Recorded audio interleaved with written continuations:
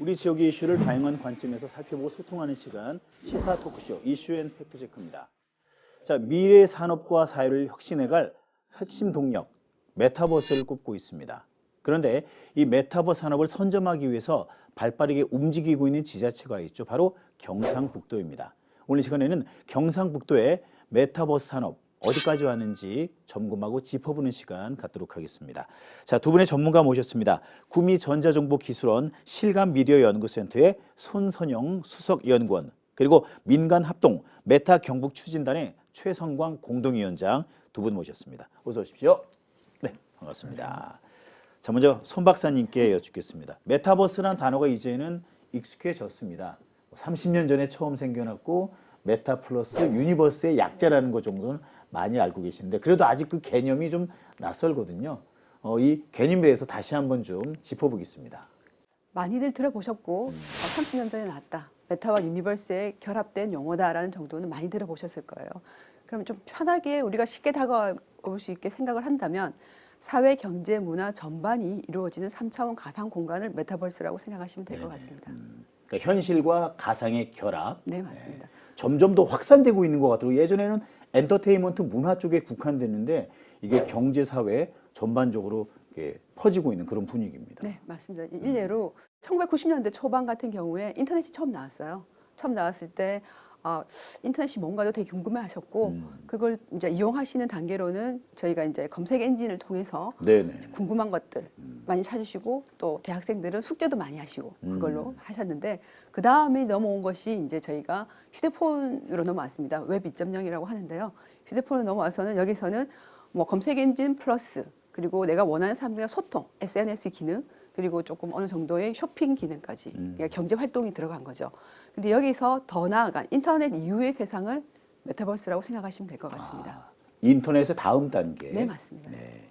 자, 최성각 위원장님, 많은 또 광역 지자체가 메타 산업에 관심을 갖고 있는데 유독 경상북도가 적극적으로 나서고 있습니다. 그 이유, 그 도전 정신에 대해서 좀 얘기를 해보도록 하죠. 지금 수도권을 제외한 거의 대부분의 지방 지역들은 그 지방 소멸의 위기에 있습니다. 단순히 이제 말로만 그런 지방 소멸이다 이렇게 말하는 게 아니라 실제로 그 지역 자체가 소멸되고 인구들이 줄어들고 있는 그런 상황이 있는데 메타버스라는 기술군 자체가 그 추구하는 어떤 가치 중에 가장 큰 부분이 이제 어떤 시공간의 제약을 초월하게 해주는 것이다 보니 이제 이를 바탕으로 이런 기술을 바탕으로 수도권과의 격차를 줄이고 더 나아가서 지방이 새로운 어떤 도약을 할 수 있는 기회로 지금 현재 보고 있습니다. 말하자면 단순히 이제 그 어떤 생존의 문제를 넘어서서 이 기술을 통해서 이 기술을 좀 더 빠르게 도입을 함으로써 또 다른 어떤 한 차원의 어떤 도약을 할 수 있을 것으로 보고 있고 이것이 미래의 어떤 지방의 경쟁력이 될 수 있을 것으로 보고 있습니다. 한 개별 컨텐츠나 개별 플랫폼으로서 접근하는 게 아니라 어떤 인프라로서 이것을 접근을 하고 있어요. 이 인프라 위에 여러 가지 컨텐츠나 여러 가지 플랫폼을 담을 수 있을 것이고 실제로 이제 디지털 트윈을 통해서 이제 사회 인프라로서 그러니까 말로만 인프라가 아니라 실제로 저희가 생활에서 접하는 어떤 그 도시의 어떤 인프라로서 이것이 들어갈 수 있기를 저희가 이제 들어갈 수 있도록 좀 준비를 하고 있습니다. 확실히 다른 광역 지자체보다 경북이 발빠르게 움직이고 있는 것 같습니다. 올해 조직 개편을 통해서 메타버스 과학국을 신설했는데 전국 광역 지자체 가운데 처음이고요. 또 얼마 전에 메타버스 기본 계획안을 발표했는데 이 내용과 함께 경제적 효과는 얼마나 되는지 좀 말씀해 주시죠. 네, 실제로 전국 지자체 중에 경상북도가 가장 빠르게 지금 현재 대응을 하고 있습니다. 전국에서 가장 먼저 지금 전담 조직을 신설을 하고 이미 그 전담 조직이 생긴 지가 1년이 넘었어요. 올해 이제 메타버스 과학국으로 이제 승격이 된 것인데 그게 광역 지자체 중엔 유일하고 처음이더군요. 예, 그렇죠? 최초입니다. 현재 최초고 유일합니다. 이를 통해서 그 어떤 거대한 정책들 단순히 이제 거대한 어떤 방향을 수립한 것을 넘어서서 아주 세부적인 정책들까지 잡았습니다. 실제로 그 기본 계획에 대해서 간단하게 언급을 드리자면 그 세 가지 어떤 방향이 있습니다. 그 돈이 되는 메타버스, 그리고 사람이 몰리는 메타버스, 그리고 디지털로 통합하는 메타버스라는 이 3대 방향을 설정했는데요. 기존에 이제 사실 보셔서 아시겠지만 특히 작년 그리고 재작년 우후죽순으로 여기저기서 메타버스 플랫폼이 나오는데 다 보면 이제 유사한 어떤 그러니까 외관상으로도 유사한 형태를 띠고 있기도 하지만 사실 그거를 실제로 사용하는 사용자들이 그렇게 사용자층이 넓지가 않았습니다. 거의 없는 플랫폼들도 상당히 많았었는데 그런 어떤 유효성 없는 그리고 어떤 경제적인 효과가 없는 허울뿐인 그런 메타버스가 아니라 실제로 경제적인 창출 효과가 있는 돈이 몰리는 그런 메타버스, 그리고 실제로 사람들이 사용을 하는, 도민들이 사용을 하고 타 지역의 사람들도 사용을 하는 그런 어떤 사람이 몰리는 메타버스. 그리고 더 나아가서 이것이 단순히 어떤 가상으로서만 존재하는 게 아니라 디지털 트윈을 바탕으로 이제 현실과 통합이 되는 그런 어떤 메타버스를 지금 추진을 하고 있습니다. 이런 어떤 세 가지 방향을 바탕으로 이제 네 가지의 전략을 이제 기본 계획에 담고 있는데 뭐 기반을 조성하고 관련된 인력을 양성을 하고 그다음에 기업을 육성하고 결과적으로 이 모든 걸 합쳐서 이제 어떤 생태계를 활성화시키는 그런 네 가지 어떤 전략을 담고 있습니다. 경제적 효과에 대해서는 대경연구원과 경북테크노파크를 통해서 이제 크로스로 연구 용역을 진행했었어요. 크로스 체크를 한 바 있는데 결과적으로 경북 지역에서만 이제 생산 유발 효과가 대략 한 6,900억 원 정도가 있고, 예, 전국적으로도 생산 유발 효과가 약 1조 100억 원 정도로 예상이 되고 있고, 그에 따른 어떤 부가가치 유발도 역시 한 4,500억 정도로 보고 있습니다. 경북 지역에 부수적으로 이제 한 3,200억 원 정도 있습니다. 도합 한 1조 원 정도의 규모고요. 이를 통한 어떤 직접적인 지역 내 취업 유발이 대략 한 5,300명 정도, 이에 따른 전국적인 어떤 취업 유발도 최소 7,200명 정도로 보고 있고, 이를 통해서 단순히 경북만 잘 되는 게 아니라 전국적으로 경북이 이 메타버스의 어떤 중심지로 이렇게 메타버스의 중심으로서 이렇게 활약을 하면서 어떤 전국적인 어떤 그런 메타버스의 부흥을 이끌 수 있을 것으로 예상하고 있습니다. 네. 좀 깊이 들어가 보면 이제 가상 세계가 돈벌이가 될까라고 의구심을 갖는 분들도 많이 계시거든요. 예. 수익 창출은 어떤 방식으로 이루어지는 것일까요? 구체적인 어떤 기술들을 뭐 언급을 하자면 이게 현실의 경제랑 현실의 화폐랑 이제 가상의 어떤 재화나 가상의 화폐가 연결되는 지점에 뭐 블록체인 기술이나 어떤 암호화폐 같은 것들이 뭐 당연히 쓰일 것입니다. 근데 사실 그런 것들은 상당히 이제 지엽적인 어떤 문제고 가장 중요한 것은 이 부분인 것 같아요. 이게 저희가 지금까지는 이제 아까 서두에서도 말씀하셨지만 지금까지 이제 메타버스를 저희가 언급함에 있어서 어떤 순수한 가상 세계로서의 그 메타버스를 주로 이제 언급을 했고 논의를 해왔고 그렇게 다뤄왔었습니다. 저희가 생각하는 메타버스라는 것도 예컨대 이제 유명했던 제페토 같은 그런 어떤 플랫폼, 어떤 가상 공간 속의 플랫폼을 이제 주로 이제 얘기를 해왔었는데 확실한 건 이제 이것이 어느 시점에 이제 현실과 하나로 포개질 거라는 게 되게 중요한 방향이에요. 이렇게 포개지게 됐을 때 현실과 가상의 벽이 완전히 사라지게 될 것이고, 말하자면 제 현실에서 제 옆에 이렇게 가상의 캐릭터로서 서 있게 될 거고, 이런 식으로 이제 현실과 가상의 벽이 아예 허물어지게 될 텐데, 이때 단순히 어떤 시각적인 벽이 허물어지고 컨텐츠의 벽이 허물어지는 것이 아니라 그때 말씀하신 그런 어떤 경제적인 벽도 허물어지고, 그때 이제 비로소 아까 말씀드린 블록체인 기술이나 암호화폐나 이런 것들을 거쳐서 혹은 뭐 NFT나 여러 가지 다른 기술들을 거쳐서 두 서로 다른 현장에, 두 서로 다른 공간에, 두 서로 다른 세계의 경제 생태계가 하나로 합쳐지게 될 거고, 거기서 이제 발생한 어떤 경제 효과들이 있을 것입니다. 그래서 온라인과 오프라인 또 디지털 트윈이 일체화되는 순간 가장 그 빛을 발하게 되겠네요. 예, 그러다 보니까 그게 이제 큰 방향이다 보니 지금 글로벌한 어떤 메타버스라는 것은 애초에 이제 디지털 트윈을 기반으로 이제 개발이 되고 있고, 이 디지털 트윈을 교두보로 해서 이 디지털 트윈에 구현된 가상과 이 디지털 트윈의 실제 대상이 되는 현실이 이제 이 디지털 트윈 통해 이제 하나로 합쳐지게 될 것입니다. 네. 박사님, 우리가 코로나 시기를 맞이하면서 이런 메타버스 시대를 좀 더 앞당겨서 일찍 경험하지 않았습니까? 지금은 약간 일상으로 돌아가는 분위기이기 때문에 좀 시들해졌다거나 여기 투자 가치가 있는 것인가라고 또 의구심 가는 분도 많이 있습니다. 어떻게 보십니까? 네, 그렇게 생각하실 수는 있으실 거라고 생각을 하는데 뭐 잘 아시는 것처럼 여러 가지 통계 지표들, 예컨대 그 블룸스버그 인텔리전스라는 이런 그 통계 회사에서 내놓은 수치들을 보면 20년대에 883조의 경제적 효과가 있었고요. 메타버스를 통해서. 그리고 24년도에는 955조. 그리고 2030년도에는 1850조 정도의 경제적 효과를 예상을 하고 계세요. 이걸로 봐서는 기하급수적으로 뭐 기술 발전과 여러 가지 콘텐츠 그리고 사회 경제 문화가 융합돼서 경제적으로 상당히 많은 부가가치를 일으킬 거라고 생각을 하고 계시고, 또 저희가 코로나19를 통해서 메타버스가 좀 땡겨져 기술이 조금 더 예기치 않게 좀 급하게 이렇게 발전되는 걸 저희가 경험을 했지 않습니까? 예를 들면 뭐 재택근무를 하면서 출근을 안 해도 되고 그런 것들, 그리고 가상회의, 뭐 굳이 내가 서울까지 찾아가지 않아도 만날 사람은 다 만나서 회의를 하는 그런 편리함들을 저희가 다 경험을 해봤거든요. 해봤기 때문에 이런 기술들이 후퇴를 한다, 사용하지 않는다, 뭐 좀 더 그런 건 없을 것 같고요. 조금 더 나은 기술적으로 갈 수는 당연히 더 나은 기술로 나아갈 것이고, 아까 저희 위원장님께서도 말씀해 주셨던 것처럼 정말 가상과 그리고 현실이 거의 일체화되는 뭐 그런 순간까지 가게 된다면 당연히 그거는 올 거라고 생각을 하고요. 네네. 그리고 가치에 투자할 가치가 없다? 그렇게는 생각을 하지 않습니다. 그리고 빅테크 기업들 같은 경우에도 지금 수천조, 수백억 조의 그런 그 투자금을 지원을 하고 있어요. 근데 좀 메타 같은 경우에는 투자 대비 실적이 조금 덜 나와서 뭐 직원들을 내보내고 한시적으로 그런 경우는 있긴 하지만 이게 뒤로 퇴보를 하거나 발전이 더디거나 다른 길로 나간다든지 하는 그런 건 없을 거라고 생각을 합니다. 이런 메타버스 시대에 두 분 같은 전문가가 굉장히 중요한데 지금 전문가가 태부족하다라는 얘기 많이 하고 있지 않습니까? 전환 속도와 정책이 잘 발맞추어 가야 하는데 어떻게 보십니까?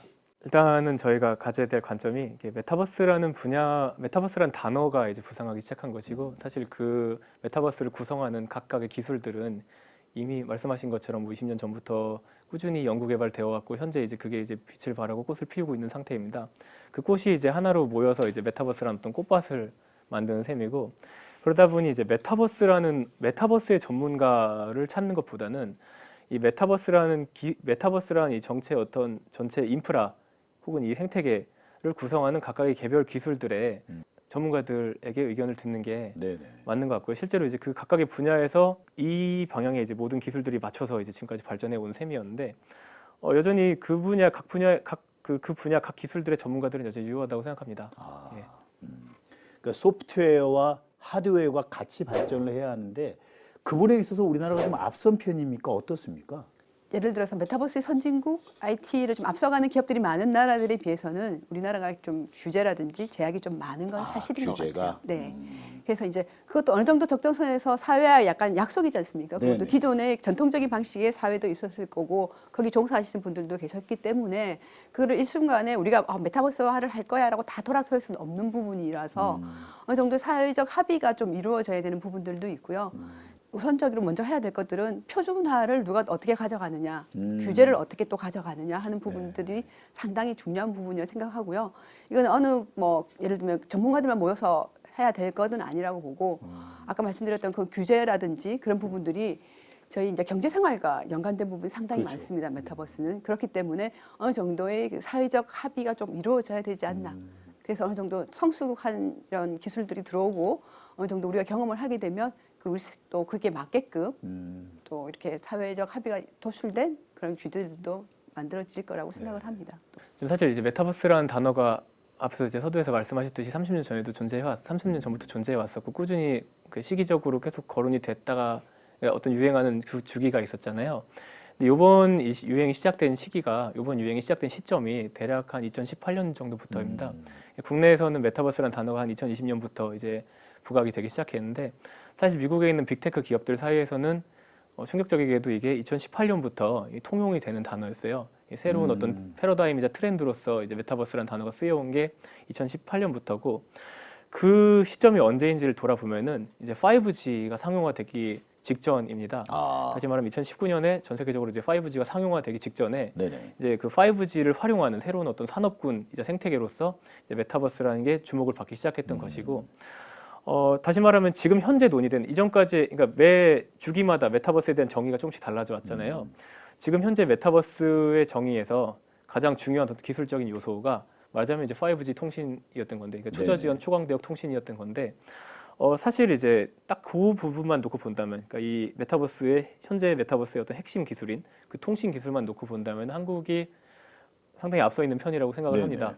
물론 이제 국내의 어떤 상황들 아까 말씀하신 규제나 이런 어떤 사회적 합의 부분에서는 풀어야 될 부분이 많지만 단순히 이제 어떤 기술적인 요소만 놓고 본다면은 전혀 뒤처져 있지 않고 예. 그리고 이제 이런 시점에서 어떤 올바른 어떤 정의가 필요하다고 생각합니다. 예. 경상북도가 메타버스 선점하고 많이 알리려면 도민들에게 제일 먼저 홍보가 돼야 하는데 이제 그 점을 고려해서 도청 안에 특별한 체험존을 설치했다고요. 예, 맞습니다. 전단 조직이 국내 최초였듯이 이 체험존의 형태도 사실 국내 최초의 형태를 가지고 있습니다. 어떤 형태냐면 단순히 그냥 어떤 미디어 아트를 저희가 관람을 하거나 어떤 XR 경험을 하는 걸 넘어서서 어떤 현실과 그 가상이 하나로 이제 합쳐지는 그런 어떤 새로운 경험을 주기 위해서 이제 고안이 되었고 실제로 오시면 경험할 수 있는 것이 저희 그 삼면을 둘러싼 그 거대한 그 화려한 LED 월이 있습니다. 그 스크린이 있는데 그 스크린 내부의 가상 공간과 그 스크린 밖에 있는 현실 공간을 하나로 자연스럽게 연결하기 위한 어떤 그런 다채로운 콘텐츠들이 현재 준비가 되고 있습니다. 그래서 가상 속에 존재하는 그 스크린 속에 존재하는 가상의 객체가 자연스럽게 스크린이라는 어떤 유리벽을 넘어서 현실 안으로 그대로 흘러 들어오고 저희가 이 가상의 객체가 현실 안으로 흘러 들어왔을 때 마치 그 가상의 객체가 현실 속에 존재하는 객체인 마냥 저희 어떤 맨손으로 그것들과 상호작용을 할 수 있고 그것을 만지고 그것을 느끼고 할 수 있도록 이런 형태로 지금 만들고 있습니다. 마치 1인칭 게임을 하듯이 내가 터치하면 화면이 넘어가고 다른 장소로 이동하게 되고 근데 이렇게 신기하면서 경험을 해야만 이 사업의 실체도 깨닫게 되겠고 이런 홍보 작업은 굉장히 중요하네요. 예, 맞습니다. 네. 결국은 말씀드렸듯이 이제 경상북도 메타버스 기본 계획이 추진하고 있는 그런 현실과 통합되는 가상이라는 그 어떤 모토를 표현하고자 했습니다. 네. 그러니까 우리 손 박사님이 계신 실감 미디어 연구센터가 하실 일이 굉장히 많아지셨다는 얘기인데 제가 들어보니까 우리 경북의 중심에 구미에 전국 최초로 메타버스 허브를 구축했다고 들었습니다. 이 메타버스 허브란 무엇인지 왜 중요한지 좀 얘기해 주시죠. 네. 안 그래도 저희가 작년 12월 28일 날 동북권 메타버스 허브 개소식을 했습니다. 했는데 2021년 6월 달에 정보통신진흥 및 융합 활성화 등에 의한 법률에 의해서 일단 판교에 메타버스 허브가 먼저 생겼습니다. 판교에. 예. 네, 판교에 메타버스 허브가 생겨서 여기서 하는 일이 뭐냐라고 보시면 메타버스화를 지향하는 기업들, 업종을 변경을 하시거나 기존의 IT 업종을 하셔서 메타버스 시장에 진입하시고 싶어 하시는 기업들을 대상으로 콘텐츠를 발굴 개발하시는 걸 지원해드리고 이렇게 발굴된 콘텐츠들을 그 5G 테스트 망에 실어서 제품화해서 어떤 디바이스를 통해 예를 들면 뭐 스마트 글래스라든지 뭐 휴대폰이라든지 이런 것들을 통해서 제품화할 수 있게끔 지원해주는 그런 역할을 하는 곳입니다. 수도권에 있는 기업들은 활용하기가 상당히 편했었는데 지방에 있는 기업들은 아무래도 좀 소외된 그런 경향들이 좀 있었어요. 그래서 이거를 이제 전국적으로 확산하고자 했던 게 이제 저희가 그 초강력권 메타버스 허브를 구축하자. 권역별 4개를 나누어서 하자고 했었고 여기 이제 권역별을 말씀을 드리면 저희가 포함된 동부권 그리고 호남권 그리고 동남권 그리고 충청권 이렇게 4개의 초강력권으로 나누어서 하실 계획을 가지고 계셨어요, 국가에서. 여기에 이제 처음으로 이제 공모 사업을 통해서 저희가 이제 선정이 된 거죠. 그래서 동부권이라고 하면 이제 저희 경상북도, 강원도, 대구가 이렇게 포함이 되어 있는 권역에 대해서 아까 말씀드렸던 판교에 있는 그러니까 메타버스 허브에서 하고 있는 일들을 저희 동부권역에 있는 기업들을 대상으로 저희가 지원하게 된 그런 사업입니다. 그러니까 경상북도가 추진하고 있는 메타버스 수도 작업과 함께 이 메타버스 허브로서 지정된 것이 굉장히 중요하다고 보겠네요. 그렇죠? 이게 이제 전국 최초고요. 네. 아까 저희 위원장님도 말씀해 주셨듯이 이거를 이제 처음에 이제 앞서가면서 얼마만큼 경제적 효과 여러 가지 메타버스 관련된 그런 뭐 리딩을 할 수 있는 역할에 저희가 섰다고 보시면 될 것 같습니다. 네. 그러니까 구심점이 된 통로가 되는 것이죠. 네, 맞습니다. 네. 자, 위원장님 이제 끝으로 경북도가 그리는 메타버스 수도 경북의 앞으로의 계획이 무엇인지 궁금합니다. 얘기를 좀 해주시죠. 예, 아까 말씀하신 그 허브를 포함한 그 5대 거점을 바탕으로 메타버스 생태계 활성화를 위한 기반을 마련하는데 일단은 총력을 기울일 예정입니다. 특히 이제 산업 중에서도 경북의 그 강점인 제조업 그리고 컨텐츠 산업이나 인력 양성 이런 데에 초점이 맞춰질 것이고 이를 바탕으로 디지털 미디어 생태계를 활성화하고 혁신 스타트업들을 위한 거점을 조성을 하는데 초점이 맞춰질 것입니다. 그리고 마지막으로 이제 실제로 도민분들께서 이제 피부로 느끼실 수 있는 부분은 이것들이 결과적으로 이제 한류라는 어떤 도민들이 즐길 수 있고 시민들이 즐길 수 있는 어떤 이런 컨텐츠와 결합이 될 거라는 부분인데요. 이런 어떤 한류 컨텐츠와 한류 팬덤을 이제 결합을 해서 어떤 한류 메타버스를 지금 경북도청에서 추진을 하고 있고 그것을 바탕으로 이제 도민들께서 실제로 피부로 느낄 수 있는 어떤 그런 여러 가지 다양한 어떤 변화들을 만들어내고자 합니다. 그래서 많이 응원해 주시고 많이 관심 가져주셨으면 좋겠습니다. 감사합니다. 우리 경북도의 각 시군 그리고 이제 도민 시민들과 함께 유기적으로 소통하고 협력하는 그런 기회나 시간도 많이 만드셔야겠네요. 예, 맞습니다. 네.